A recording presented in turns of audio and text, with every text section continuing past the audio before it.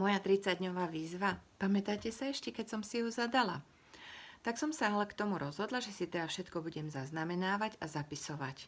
Tak som si zapísala chôdzu, či som chodila, vodu, koľko som vypila, čo som mala na večeru, či som teda držala tie naše kaše a nápoje, ako som spala a tým pádom, či som dodržala aj výživu. Všetko som si pekne zaznamenávala, obyčajne, ručne, na papier.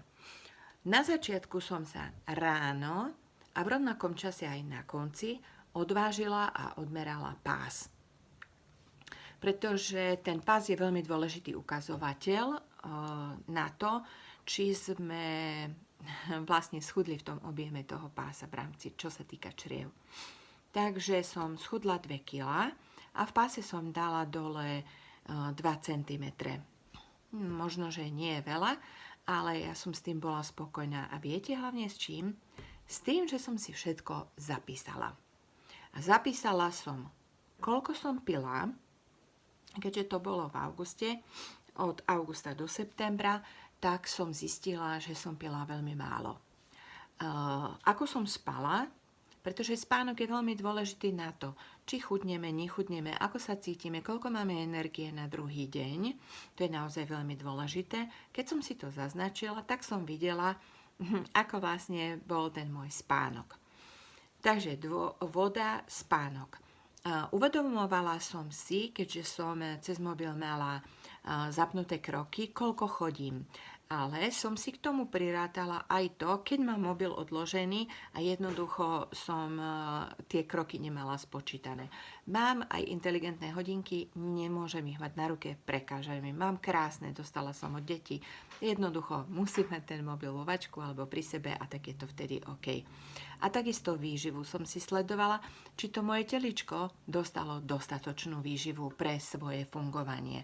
A to je veľmi dôležité, čo píše aj tréner žien, prečo ženy nechudnú, Daniel Čmel. Potrebujeme dostať do svojho tela živiny vo forme vitamínov, minerálov, tukov, bielkovín a vlákniny. Dostáva ten môj organizmus toto všetko?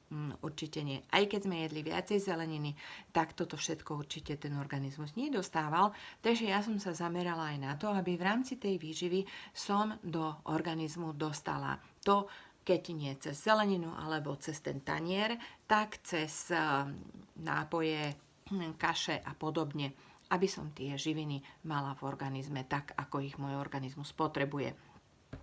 Dôležité bola tá chôdza, čo som si uvedomila, že chodila som tak, že chodím tu a teraz. To znamená, že vnímala som okolie, chodila som po dedine, sledovala, čo sa kde deje, kde čo čvirika, aké mačky chodia, sledujú ma a podobne.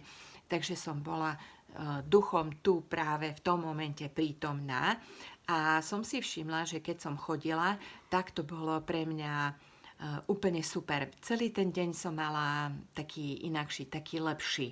Aj keď bol náročný, ale bol taký pohodovejší. Vodu tu som sa snažila naozaj doplňať tak, ako som mohla, spôsobom, že som si aj v robote alebo doma nachystala litrovú fľašu tak, aby do tej druhej som ten liter vypila a po tej druhej ešte do tej 4., 5., aby som vypila nejaký ten zvyšok toho litra ďalšieho. Priznávam sa dobrovoľne, moc mi to nešlo. Takže vďaka tomu, že som si všetko zapísala, tak som videla to, na čom potrebujem popracovať. A to je celé. Tak idem do ďalšej výzvy. Pokiaľ chceš, pridaj sa.